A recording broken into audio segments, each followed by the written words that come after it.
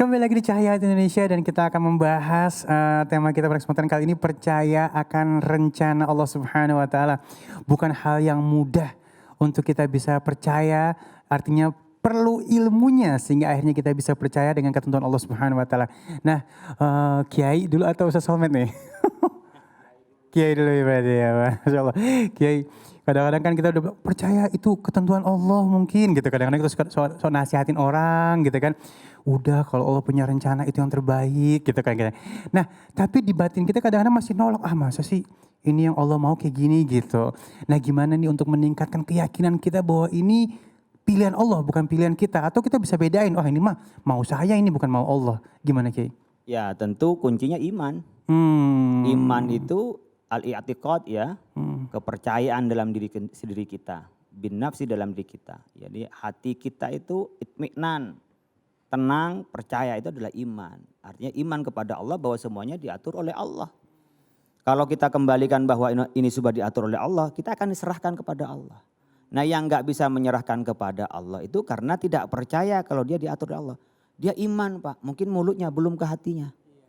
Hanya sampai di mulut belum di hati. Sebenarnya mulut itu merefleksikan hati. Makanya al-i'tiqad bil qalbi ya wal qaulu bil lisani wa amalun bil jawarih. Jadi ada keyakinan di dalam hati, lisan ucapkan lalu kita amalkan dalam bentuk tindakan.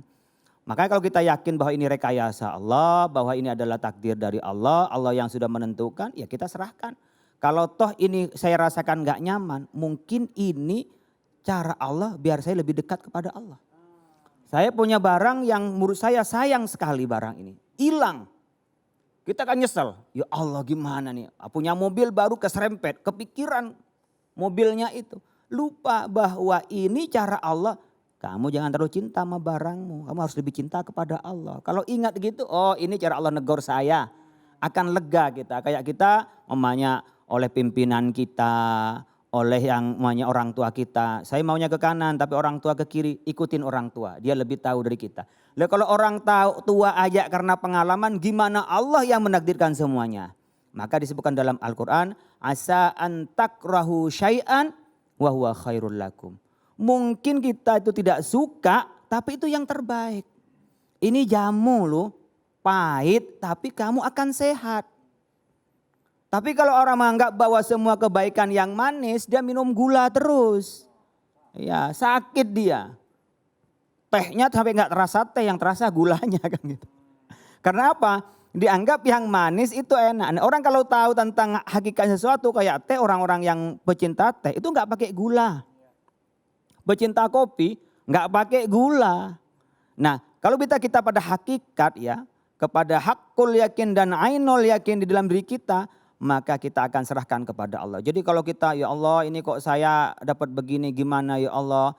Dah, ya Allah kalau ini yang terbaik berikan kami ketabahan. Kalau ini tidak baik bagi kami Allah serah roba ini. Maka kita mengatakan ana urid anta turid wallahu fa'alul lima yurid. Ya saya punya mau, Anda punya mau. Tapi ingat Allah yang maha mau pada kita. Tapi harus tanamkan pada kita ikhlas. Yang kita lakukan semata-mata adalah karena Allah.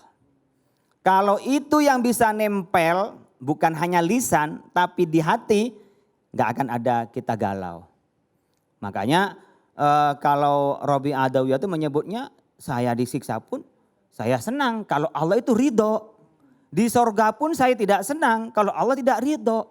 Jadi yang membuat kita tenang adalah ridho Allah Subhanahu wa taala. Kalau dalam kondisi enak pun Allah enggak ridho, enggak senang, kayak kita makan di depan orang yang orang kira enggak suka kita makan, kita berhenti makan. Padahal makanan itu enak.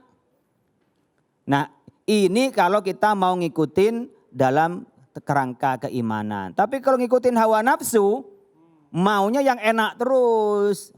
Padahal ada turunan itu karena ada tanjakan. Dan asyiknya kadang-kadang yang ngerti adrenalin itu yang senang goes. Nah ini saya juga punya komunitas goes nih Ustaz. Kalau lapang terus itu Ustaz, enggak terasa sepedaan itu. Goesnya enggak terasa. Nah begitu juga hidup ini naik turun. Nikmati saja naik turun itu. Bagi orang yang ngerti adrenalin.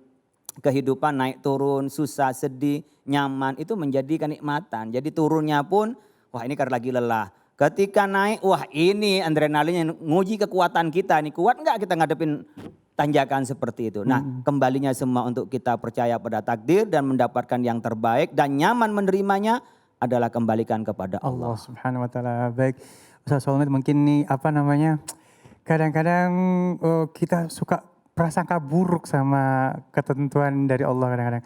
Jadi nih enggak begini gitu. Enggak nerima gitu kadang-kadang. Ini gimana untuk menyikapi ini, Ustaz? Iya, seperti yang tadi disampaikan oleh Kiai Khalil Nafis. Nikmatnya puncak itu karena banyak tikungan. Banyak tanjakan, juga banyak turunan. Coba aja lihat kalau udah Sabtu Minggu, puncak penuh. Alhamdulillah villa saya kebagian penuh juga. Ya Allah, amin. Ibaratnya begini, di tengah kebingungan, kebimbangan seseorang itu, yakinlah Allah Subhanahu wa taala sudah menyiapkan sesuatu yang menjadi bekal hidup kita.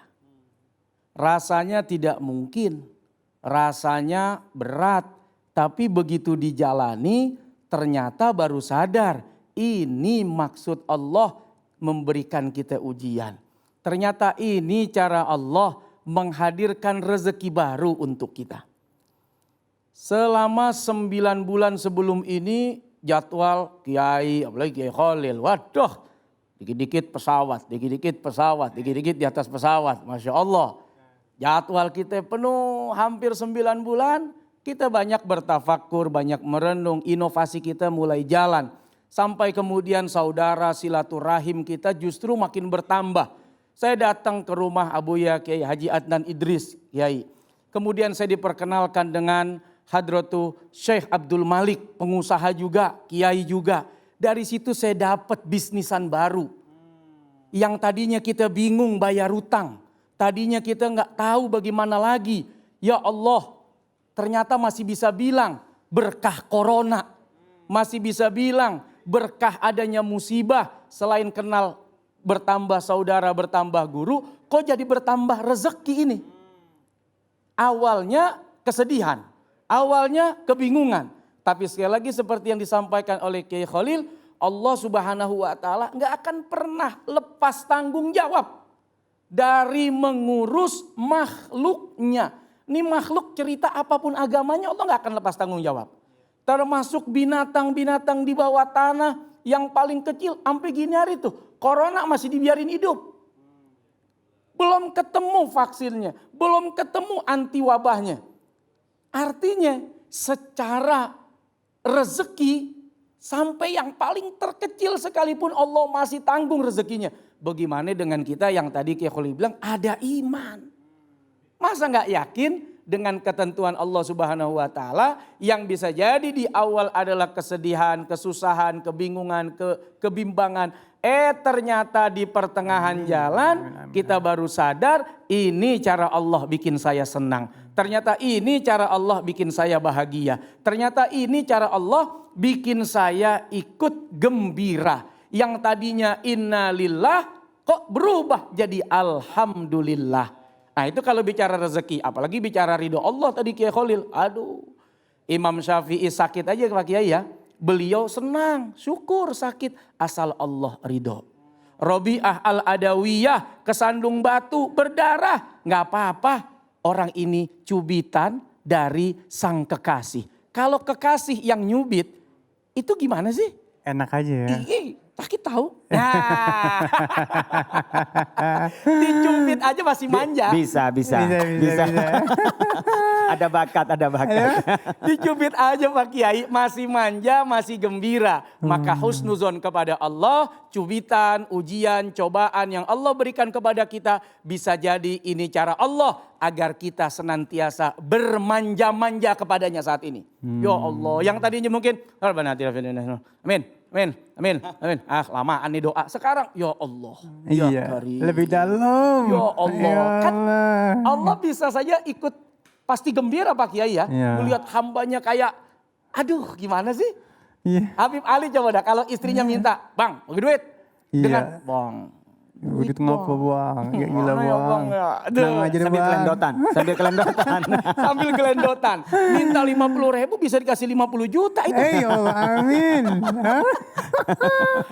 Nah, bisa jadi Allah menghadirkan ujian, cobaan, musibah atau takdir yang tidak sesuai keinginan kita. Jangan-jangan di sana memang pasti ada kebaikan dan pasti kebaikan. Artinya kita terus berprasangka baik dengan ketentuan Allah ya, Masya Allah ya. Baik jamaahku yang dimuliakan Allah Subhanahu Wa Taala, seperti biasa setelah ini kita akan ngaji yuk bersama Ustadz Syam. Jangan kemana-mana, tetap bersama kami di Cahaya Hati Indonesia.